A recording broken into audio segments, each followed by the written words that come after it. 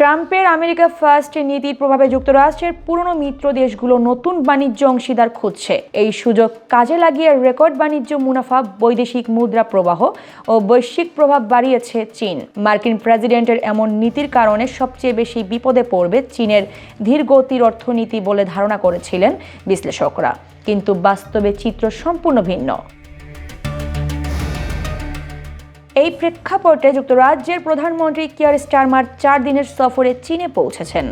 2018 সালের পর এটি কোনো ব্রিটিশ প্রধানমন্ত্রীর প্রথম চীন সফর, যার লক্ষ্য হলো সাম্প্রতিক বছরগুলোতে কিছুটা শীতল হয়ে পড়া দুই দেশের বাণিজ্যিক সম্পর্ক চাঙ্গা করা। বিশ্লেষকদের মতে এই সফরকে কাজে লাগিয়ে চীন তার বৈশ্বিক রাজনৈতিক ও অর্থনৈতিক প্রভাব আরও বিস্তৃত করার চেষ্টা করবে।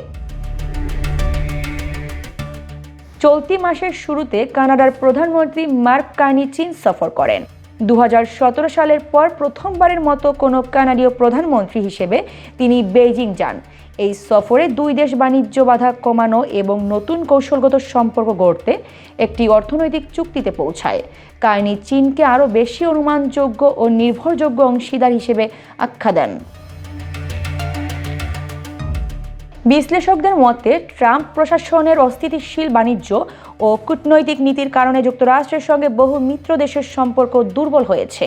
এই সুযোগে কানাডা, ভারত সহ বিভিন্ন দেশের সঙ্গে সম্পর্ক জোরদার করছে চীন। এর ফল হিসেবে 2025 সালে চীনের রেকর্ড বাণিজ্য মুনাফা দাঁড়িয়েছে $1,20,000 কোটি। একই সময়ে দেশটির মাসিক বৈদেশিক মুদ্রা প্রবাহ ছুঁয়েছে $10,000 কোটি, যা ইতিহাসে সর্বোচ্চ।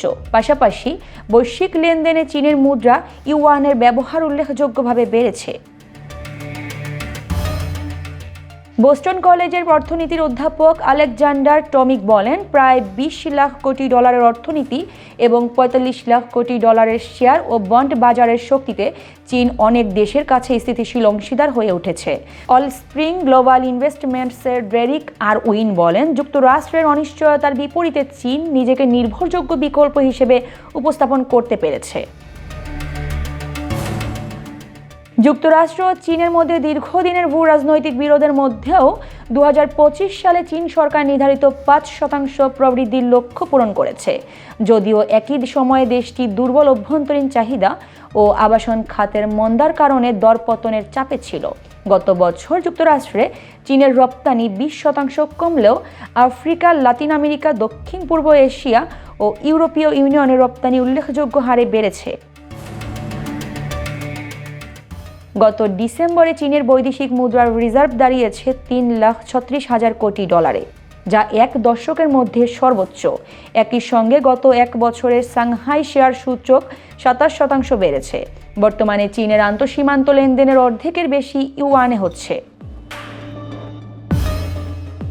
তবে ওয়াশিংটন ভিত্তিক ব্রুকিংস ইনস্টিটিউশনের বিশ্লেষক প্যাট্রিসিয়া কিম সতর্ক করে বলেন, যুক্তরাষ্ট্রের ওপর অনাস্থা থাকলেই যে দেশগুলো চীনের ওপর আস্থা রাখবে তা নিশ্চিত নয়।